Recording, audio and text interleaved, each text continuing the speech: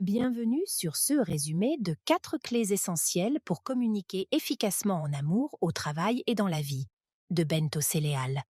Découvrons ensemble ce joyau. Point clé 1. La communication efficace est une compétence qu'il est possible de développer. La plupart des gens pensent qu'ils communiquent plutôt bien, mais seules certaines personnes comprennent vraiment ce qu'est une excellente communication. L'interaction repose sur 2 processus simultanés: parler et écouter. Toute conversation réussie implique au moins 2 personnes qui se relaient de manière naturelle et sans interruption. Par exemple, si vous aimez le son de votre voix et ne laissez pas les autres s'exprimer, les gens commenceront à vous éviter. Nombreux sont ceux qui aiment partager leurs opinions et sont impatients de décrire leur expérience ou de donner des conseils. Néanmoins, ces personnes peuvent être de piètres auditeurs, même si elles ne s'en rendent pas compte. L'écoute attentive demande plus d'efforts que la conversation, car il faut faire preuve d'empathie à l'égard de l'autre personne et rester attentif aux signes verbaux et non verbaux. Les psychiatres et les RH les plus remarquables sont excellents en communication car ils écoutent de manière professionnelle et ils savent reconnaître les manipulations, les mensonges et les cachotteries. Les personnes qui écoutent efficacement peuvent lire les autres sans effort. La communication est une compétence que vous pouvez travailler et améliorer au fil du temps. Que vous ayez du mal à écouter les autres ou que vous parliez en permanence, vous pouvez changer cela grâce à de simples habitudes quotidiennes que vous pouvez introduire dans chaque conversation. Commencez par analyser la qualité de votre communication avec votre famille, votre partenaire, vos collègues ou vos amis. Vos discussions se terminent-elles bien? Avez-vous l'impression que vous êtes tous les deux satisfaits sur le plan émotionnel? Ou vos discussions sont-elles ennuyeuses et irritantes? Même si votre situation semble désespérée, gardez espoir. Vous êtes en train de faire le premier pas. Imaginez-vous en train de socialiser sans dispute ni négativité. Imaginez pouvoir facilement changer de sujet, gérer vos émotions et écouter les autres avec intérêt. Cela vous aidera à surmonter les obstacles et à vous préparer à la conversation. Dans ce résumé, vous découvrirez 4 éléments essentiels d'une communication réussie qui feront de vous un interlocuteur et un auditeur hors pair. Ça vous paraît prometteur? Plongeons dans le vif du sujet. Point clé 2. Faire preuve d'empathie pour mieux communiquer. Une communication efficace permet de construire des relations solides et durables. Tout le monde sait à quel point il est agréable d'avoir une personne avec laquelle on peut partager et se sentir écouté et avoir un interlocuteur qui comprend ce que l'on veut dire. Les relations les plus importantes sont fondées sur l'amour, la confiance et les intérêts communs. Cependant, elles ne peuvent survivre que grâce à une communication réussie basée sur l'empathie. L'empathie est une compétence que nous développons tout au long de notre vie, et c'est la capacité de se mettre à la place de quelqu'un d'autre. Attention à ne pas la confondre avec la sympathie. L'empathie ne signifie pas que vous vous sentez constamment désolé pour la personne. Cela indique simplement que vous pouvez vous mettre à sa place, comprendre ce qu'elle ressent et lui répondre avec plus d'attention et de compréhension.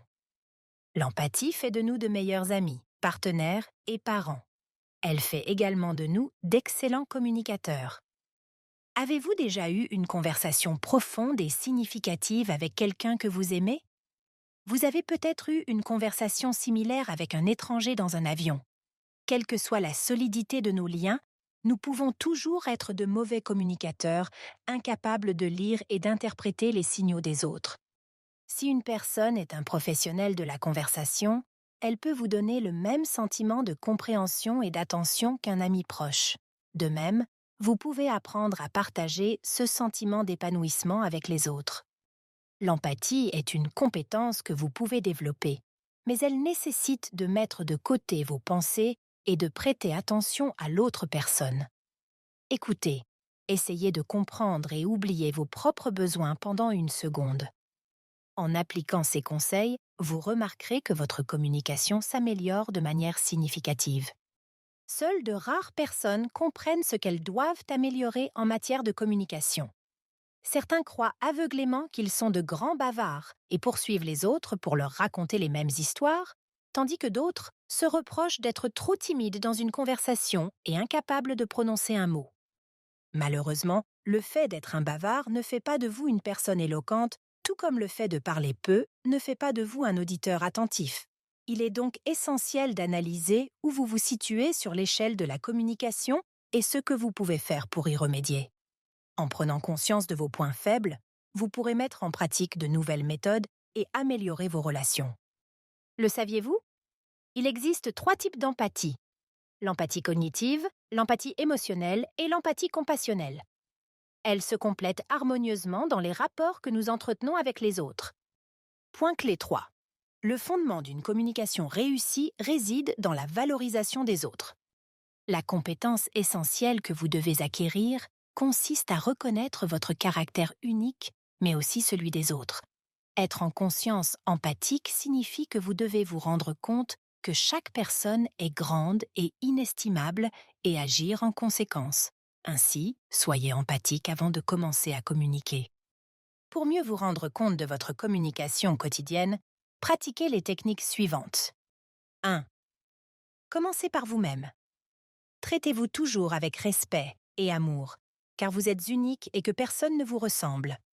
Si vous ne vous sentez pas assez digne ou si vous ne vous rendez pas compte d'à quel point vous êtes exceptionnel, essayez les méthodes suivantes.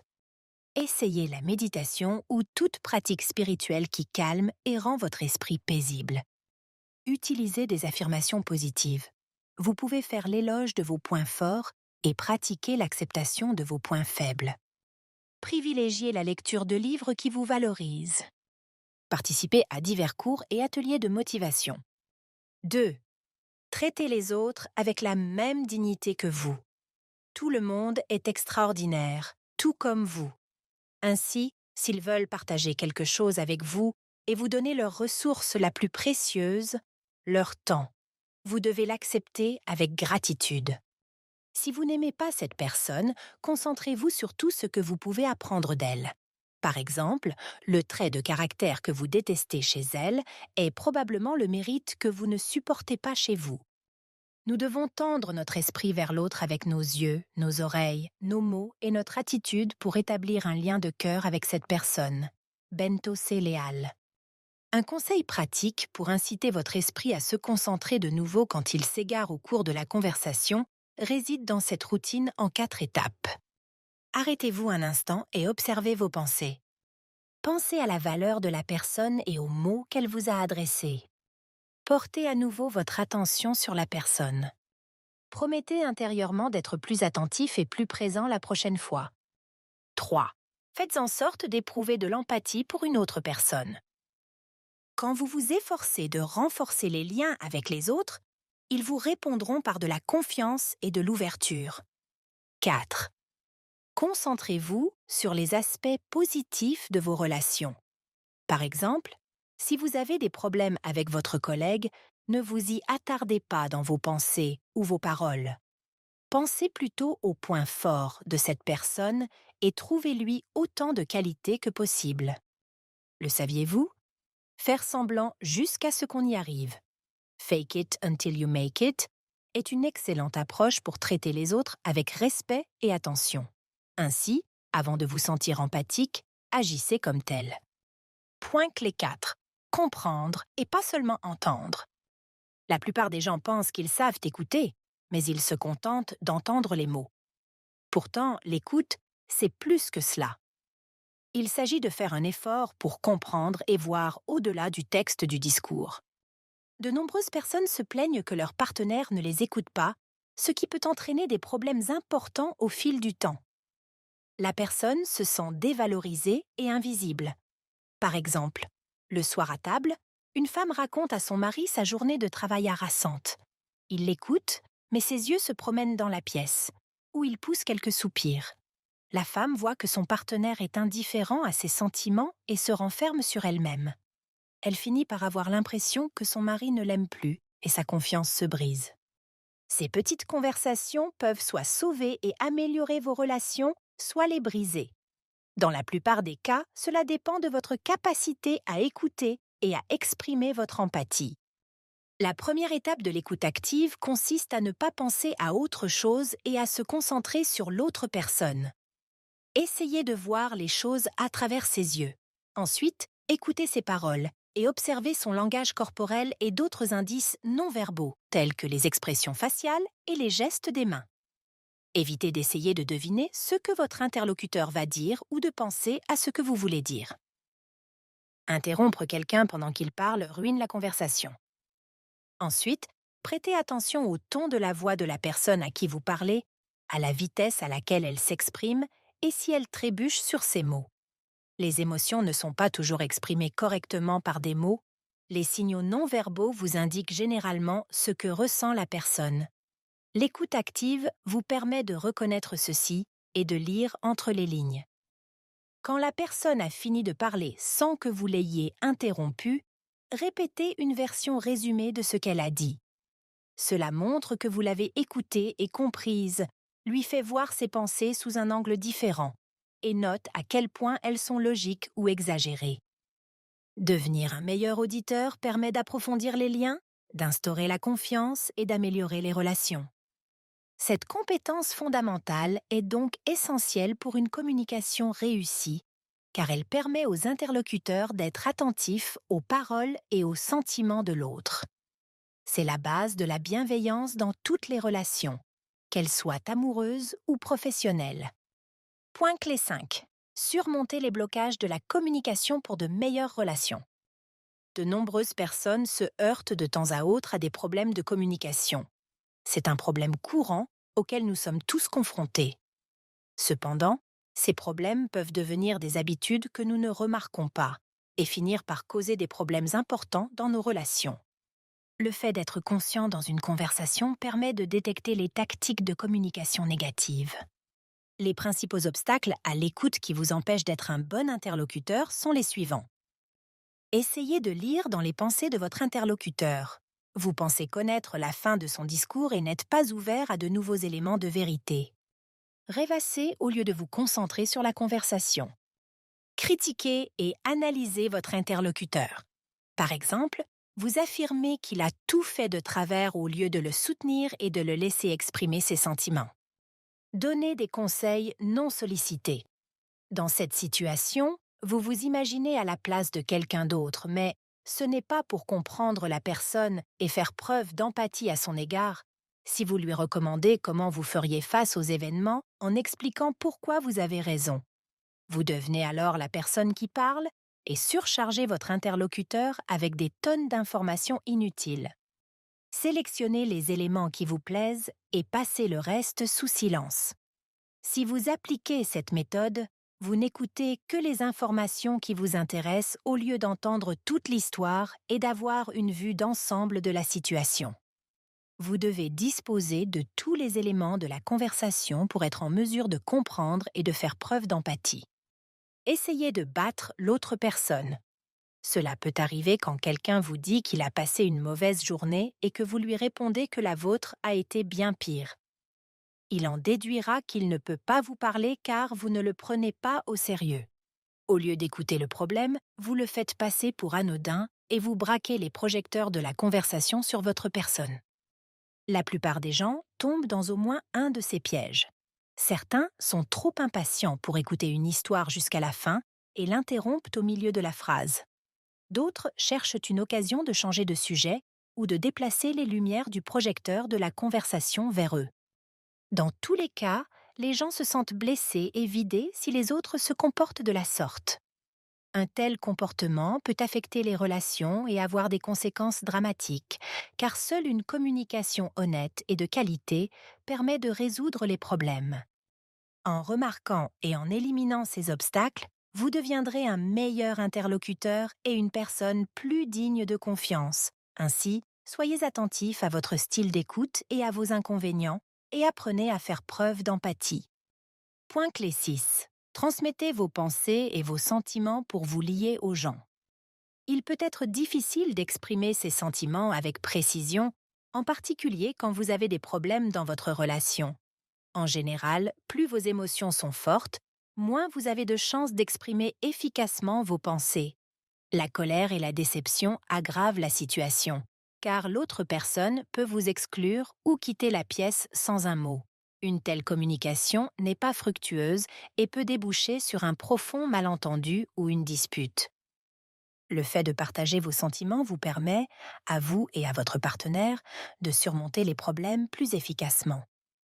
Voici quelques techniques que vous pouvez essayer pour vous exprimer efficacement au cours d'une conversation. Préparez ce que vous voulez dire à l'avance. Dire des choses dans le feu de l'action peut être mal interprété ou causer des dégâts supplémentaires. Veillez également à utiliser des phrases commençant par « je » plutôt que par « tu », afin d'éviter que l'autre personne ait l'impression que vous la blâmez. Si vous vous en tenez à vos sentiments et à vos émotions au lieu de juger le comportement de votre partenaire, la discussion se terminera dans la paix et la compréhension mutuelle. Soyez attentif et veillez à choisir vos mots avec soin. Vous devez être clair et concis. Ne surchargez pas l'autre personne avec des phrases vagues et longues, car cela peut l'embrouiller et l'irriter. Prêtez attention au ton de votre voix. Il peut être difficile de parler doucement quand vous êtes submergé par des émotions négatives. Néanmoins, essayez d'éviter les tons aigus et durs.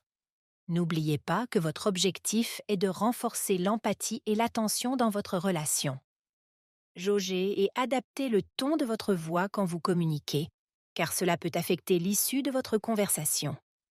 Concentrez-vous sur un seul problème à la fois et allez droit au but quand vous parlez. Les personnes qui tentent d'exprimer des sentiments complexes ont souvent tendance à passer d'un sujet à l'autre, ce qui est source de confusion pour l'autre personne. Restez donc vigilant afin d'éviter de dévier la conversation quand les émotions prennent le dessus. Si vous n'êtes pas sûr de l'attention de votre interlocuteur ou si vous avez besoin d'un retour d'information, interrompez votre discours et demandez-lui son avis. Vous vous assurerez ainsi qu'il vous comprend et qu'il ne passe pas à côté d'un aspect important de votre discours. Montrez votre gratitude à votre interlocuteur une fois la discussion terminée. Remerciez-le de vous avoir écouté et de vous avoir soutenu dans ce moment difficile.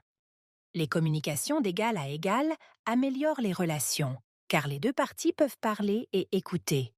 Après tout, une conversation sincère et significative est le principal outil de résolution des difficultés. Point clé 7. Consacrez du temps et des efforts à votre relation pour renforcer la confiance et l'empathie.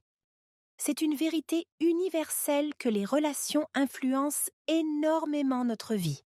Au travail, les interactions prédéterminent notre succès, tandis que les liens profonds dans les relations amoureuses ou familiales nous procurent un sentiment d'accomplissement et de joie. Cependant, toute relation humaine est dynamique et peut changer en quelques secondes ou au cours d'une conversation malheureuse. Même si beaucoup sont déterminés à aimer et à respecter l'aspect sous-jacent qui influence la qualité de nos relations, la communication est ce qui les maintient à flot pendant les tempêtes de la vie. Si les gens peuvent parler de leurs peines et de leurs chagrins, il n'y a rien qu'ils ne puissent surmonter. De plus, exprimer correctement ses émotions est essentiel dans les amitiés et les amours, car les partenaires sont proches et dépendent émotionnellement l'un de l'autre. Une bonne communication sauve les gens des cœurs brisés et de la solitude. Ainsi, une communication de qualité avec les autres détermine votre vie plus que vous ne le pensez. Par exemple, si vous avez des conversations profondes et significatives avec vos enfants à table, ils vous feront confiance et vous parleront même quand ils seront plus âgés. Par ailleurs, quelle que soit la qualité de vos relations au travail, avec votre partenaire ou avec vos enfants, ne considérez jamais ces personnes comme acquises. Il est facile de tomber dans ce piège quand nous nous habituons à nous voir quotidiennement et que nous finissons par négliger l'attention et les soins que nous sommes censés apporter à nos proches. Exprimez votre amour et votre soutien dans votre relation en remarquant et en disant les choses pour lesquelles vous êtes reconnaissant. Montrez votre reconnaissance pour des choses spécifiques que vos proches font tous les jours. Par exemple, vous pouvez les admirer et les féliciter d'être comme ils sont, de se comporter d'une certaine manière ou d'accomplir quelque chose. Vos proches sentiront votre bienveillance et s'ouvriront à vous, même s'il s'agit de petites choses. Pour le monde, vous n'êtes peut-être qu'une personne, mais pour une personne, vous pouvez être son monde. Bento C. Léal. Développer une relation exceptionnelle n'est pas facile, mais c'est possible grâce à des habitudes quotidiennes que vous pouvez introduire dans votre vie. Vous devez communiquer clairement et avec empathie, donner du temps et de l'attention et être présent dans l'instant. Conclusion du résumé. Il est facile de prendre des habitudes négatives qui détruisent les relations au fil du temps, qu'il s'agisse d'être passif-agressif sans s'en rendre compte ou d'être accidentellement sarcastique simplement car vous êtes de mauvaise humeur ce jour-là. Ces comportements peuvent être à l'origine de malentendus et de disputes. Vous serez alors sur une pente glissante qui pourrait mener à la fin d'une relation. Pourtant, il est possible de résoudre la plupart des problèmes par une communication honnête et ouverte. Pour la majorité des personnes, le point le plus important à améliorer est l'écoute. Ça semble être un concept très accessible, mais nombreux sont ceux qui ne parviennent pas à le mettre en œuvre correctement. L'écoute active consiste à se mettre à l'écoute des mots, du langage corporel et d'autres indices que la personne vous donne. Quand vous aurez pris cette habitude,